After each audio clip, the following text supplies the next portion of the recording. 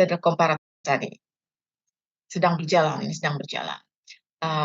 Yang riset di Taiwan dan di Indonesia sudah terjadi, yang untuk Jepang baru akan tahun depan, gitu. Dan sebelumnya, basis dari riset kami yang sekarang ini adalah riset yang sebelumnya, yaitu tentang mirip sekali, tapi bukan monetary reward ya. Dampak studi luar negeri. Dampak studi luar negeri bagi dosen-dosen di UGM. Gitu. Untuk Tridharma, jadi mirip sekali. Cuman ya kalau Mas Regen fokusnya di monetary reward itu dan dampaknya terhadap kinerja internasionalisasi Tridharma. Nanti kita bahas ya judulnya ya. Kinerja internasionalisasi Tridharma. Internasionalisasi dosen, Tridharma dosen ya. Oke. Tridharma perguruan tinggi, guys. Tridharma dosen. Oke, kita nanti bahas bisa. Nah, seperti itu. Jadi saya ingin tahu kalau kami itu joint project ya, joint project. Saya adalah salah satu anggota. Gitu, kami memang melihat bagaimana studi luar dosen-dosen di UGM itu. Responden kami kemarin 853. Dan kami lewat sebar kuesionernya via semester di UGM gitu.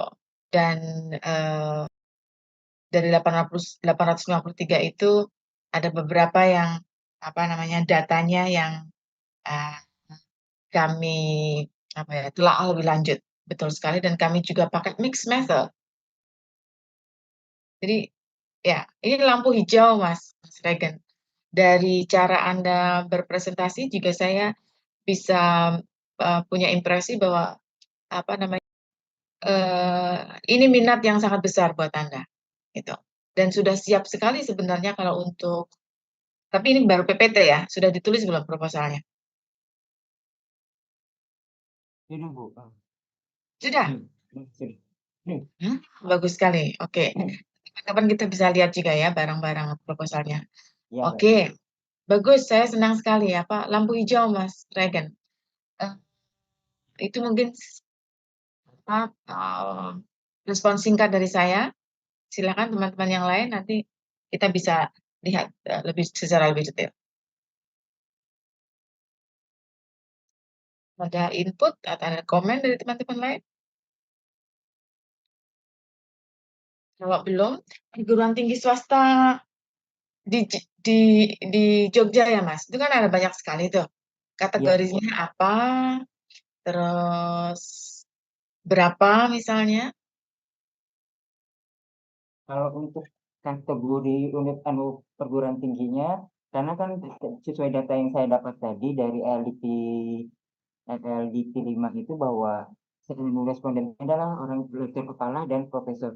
Dan lektor kepala itu sedikit, hanya 683 dan profesor cuma 186, maka mungkin saya akan random mengambilnya dari seluruh, tapi berdasarkan klaster. Mungkin saya akan berpikirnya akan mungkin berdasarkan klaster, karena sebuah perguruan tinggi kan ada klasternya, ada klaster mandiri, ada madya, ada utama, ada yang binaan. Nah, mungkin saya akan mengambil berdasarkan klaster tersebut. Cuman karena datanya yang saya dapat itu adalah lektor kepala itu 683 dan guru besarnya itu 186. Untuk sebuah Guru besarnya berapa? 683. Guru besar 683 Iya. di seluruh universitas swasta di Jogja. Iya. Jadi saya akan mengambil mungkin secara keseluruhan. Pokoknya saya akan sebarkan secara keseluruhan ke perguruan tinggi swasta yang ada.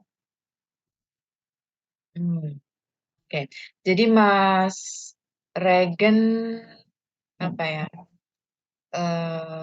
kategorisasinya berdasarkan ini nih ya, jabatan ini ya, dosen, lektor dan guru besar ya. Iya. Lektor kepala ya, associate professor dan profesor. Iya. Oke, bukan universitas ya.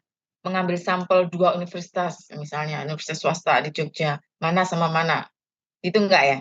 Enggak, saya keseluruhan. Jadi berdasarkan karena Karena memang untuk lektor kepala dan guru besar itu kan memang sedikit kayaknya. Otomatis kalau misalnya saya mengambil suatu perguruan tinggi, pasti belum tentu ada profesornya atau bahkan mungkin bisa jadi hanya banyak lektor kepalanya. Itu yang saya takutkan. Ya, itu bisa dipertimbangkan ya kemudian. Oke. Dan alasannya mengapa membatasi di jabatan lektor kepala dan profesor itu juga harus kuat.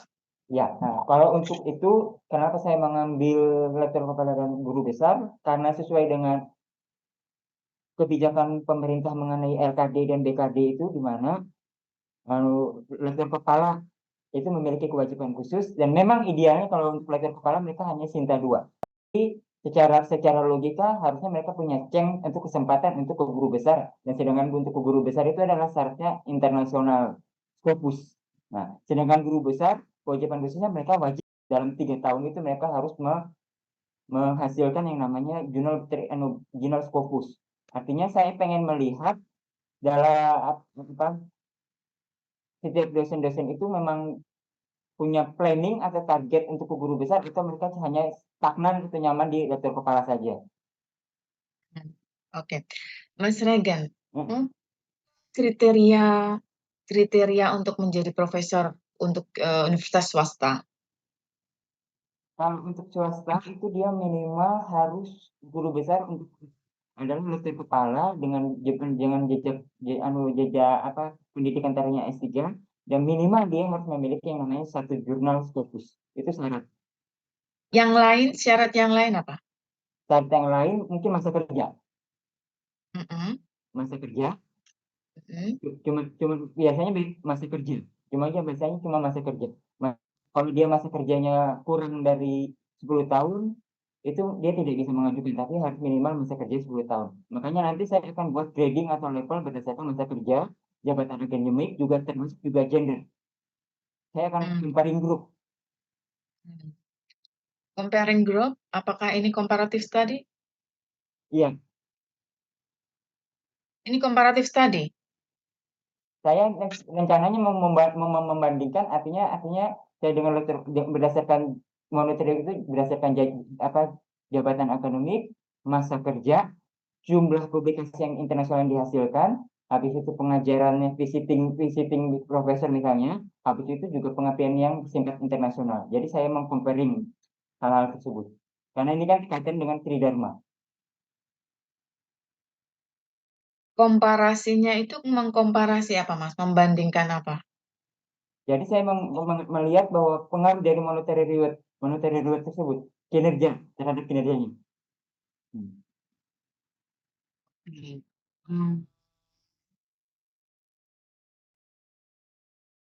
Menarik memang. Monetary reward itu bukan sesuatu yang baru ya.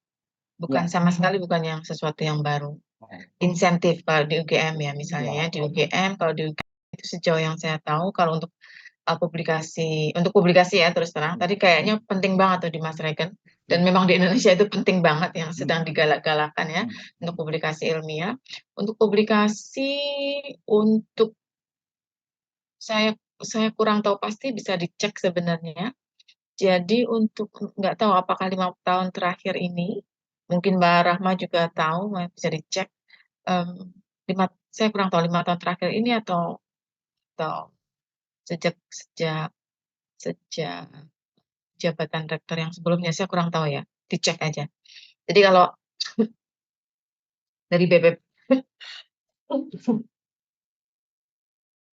dari BPP itu Badan Penerbitan Publikasi di UGM itu memberi insentif untuk jurnal Scopus, untuk jurnal Sinta ya, tergantung tiernya ada berapa gitu. Kalau untuk setahu saya, kalau untuk Scopus 1 itu 30 juta. Kalau Scopus 2, 25. Kalau untuk Scopus 3, kayaknya 15. Kalau